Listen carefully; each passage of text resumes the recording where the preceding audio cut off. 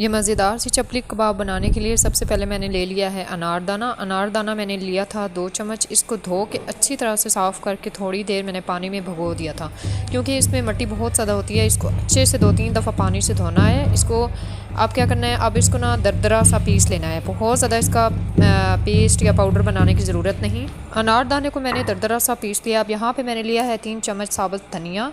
इसको भी इतना सा पीसना है कि इसके 2-2 हिस्से हो जाएं, ज़्यादा पाउडर नहीं बनाना। धनिया भी जिस तरह का मुझे चाहिए, ये देखें हो चुका है, इसी तरह का बस मुझे चाहिए था। इससे चपली कबाब में टेस्ट बहुत अच्छा आता है और चपली कबाब की जो लुक आती है वो बड़ी ज़बरदस्त आती है। अब ये निकाल के मैं एक बाउल में डालूँगी। चपली कबाब बनाने के लिए जो मेन चीज़ होती है ना, वो होती है इसका कीमा। कीमा आपने करवाना कैसे है, पहले तो आपने जिस भी गोश्त का कीमा बनवाना है ना, उसको अच्छी तरह से धो के अच्छी तरह से साफ़ करके आपने कोशिश करें कि आप उसको आधा घंटा या 1 घंटा आप उसे ना जाली में रखें, ताकि उसका पानी ज़्यादा से ज़्यादा निकल सके। उसके बाद आपने बहुत बारीक इसका कीमा बनाना है। अगर आपके पास घर में कोई ऐसी मशीन ना हो तो आप जो कसाब के पास मशीन लगी होती है, वहाँ से आपने उन्हें कहना है कि मशीन से 2-3 मरतबा निकालें, ताकि कीमा बिल्कुल बारीक हो जाए। और फिर उसके बाद मैं इसमें शामिल कर रही हूँ 1 चम्मच नमक की। और नमक डाल के अब मैं जैसे आटा गूंदते हैं ना, वैसे मसलूँगी कीमे को।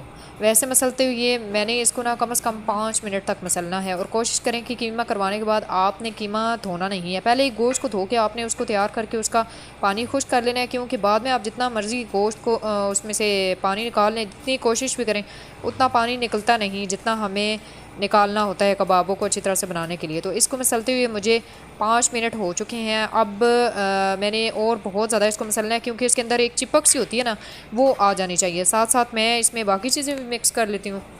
अब यहाँ पे मैंने लिया है ये मकई का आटा। ये मेरे पास 3 चम्मच मकई का आटा है। आजकल चूँकि गर्मियाँ हैं तो गर्मियों में मकई का आटा मिलना ना ज़रा मुश्किल नहीं, बहुत मुश्किल हो जाता है। तो अगर मिल जाए तो ठीक है, अगर नहीं मिलता तो आप क्या करें कि आप गंदम का आटा इतना ही 3 चम्मच डाल लें। ये कीमा जो है वो 1 किलो गोश्त का है, तो 1 किलो के हिसाब से इसमें 3 चम्मच इसके मकई का आटा डालें। ये डाल के आपने फिर दोबारा से ना 2-3 मिनट तक दोबारा मसलना है। ये मसलने वाला जो अमल है ना, ये बहुत ज़रूरी है, क्योंकि चपली कबाब की जो मेन चीज़ होती है ना, वो यही होती है कि इसकी कीमा हम जो तैयार करते हैं इसमें वो चिपक ज़रूर पाई जाती है, और वो आनी चाहिए चिपक। और वो चिपक किस तरह से आती है, उसी वजह से कबाब जो हैं वो टूटते नहीं हैं। वो इसी तरह से आती है कि इस तरीके से ना इसको आप हाथ से मसलते रहें। बल्कि आप कोशिश ये करें कि इसको जिस तरह से हम आटा गूंदते हैं ना, उसको अच्छी तरह से उस तरह से गूंदें। काफ़ी हद तक ना इसमें चिपक आना शुरू हो गया। इसको मसलते हुए काफ़ी टाइम हो गया था।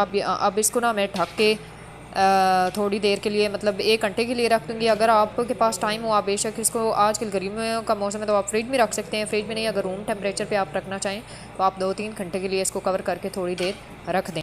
यहाँ पे मेरे पास हैं 4 अदद दरमियाने छोटे साइज़ के प्याज हैं। अगर तो बड़े साइज़ के प्याज हों तो आप 2 ले सकती हैं।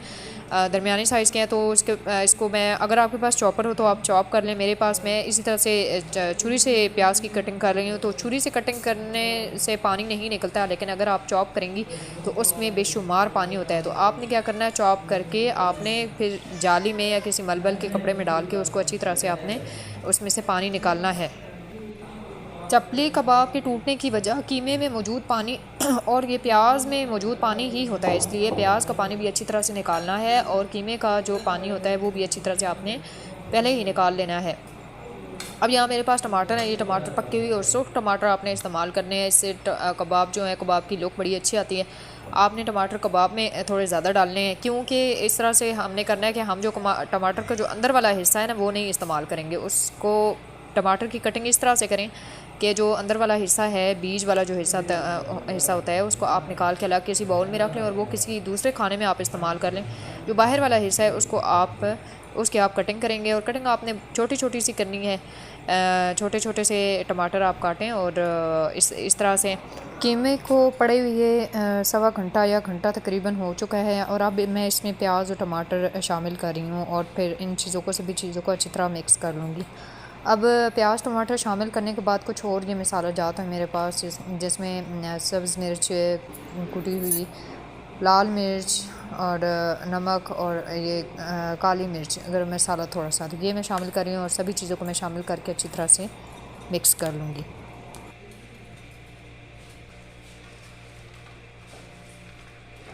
मटेरियल जो है वो माशाल्लाह हमारा रेडी हो चुका है। अब इनको फ्राई करना शुरू करेंगे। फ्राई करने के लिए मैंने ना ऑयल को गर्म होने के लिए चूल्हे पे रख दिया है।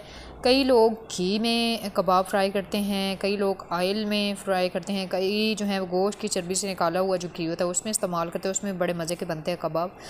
अच्छा, ऑयल को जो है वो हमने फुल गर्म करना है। ऑयल को हम फुल गर्म करेंगे, हल्का गर्म नहीं करना। अब जो मटेरियल है इसको हम शेप देंगे और हाथों पर थोड़ा सा कुकिंग ऑयल या घी लगाकर इस जिस साइज़ में भी आप कबाब बनाना चाहें इतना मटेरियल लें और इसको बहुत ज़्यादा मोटा नहीं करना।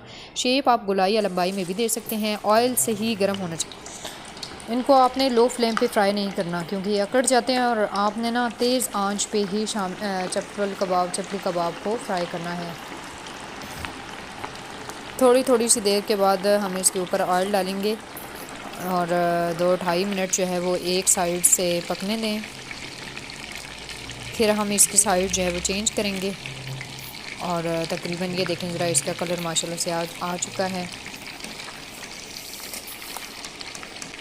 कच्चे कीमे के हम कबाब बना रहे होते हैं ना तो हल्का सा पानी इसमें रह जाता है, तो इसलिए ज़रा ध्यान से काम करना है। ये देखें माशाल्लाह कितनी ज़बरदस्त लुक आ रही है। अब दूसरी साइड से भी पक जाएं तो साइड चेंज करेंगे।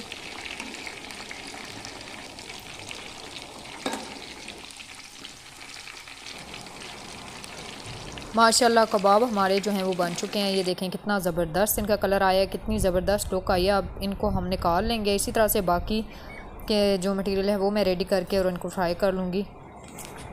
माशाल्लाह रेडी हैं हमारे बहुत ही मज़ेदार और फेमस बीफ चपली कबाब। माशाल्लाह देखें लुक कितनी ज़बरदस्त आई है। ना तो ये कबाब बिखरे हैं ना ही टूटे हैं, बल्कि बहुत ही मज़ेदार और जूसी बन के तैयार हुए हैं। इनकी खासियत ये है कि ऊपर से क्रिस्पी हों और अंदर से जूसी। उम्मीद है आपको आज की ये रेसिपी बहुत ज़्यादा पसंद आई होगी। इसे ज़्यादा से ज़्यादा शेयर करें, लाइक करें, कमेंट बॉक्स में अपनी कीमती राय का इजहार ज़रूर दें। चैनल पे नए हैं तो सब्सक्राइब करें। अगली वीडियो तक दें इजाज़त। अल्लाह हाफिज़।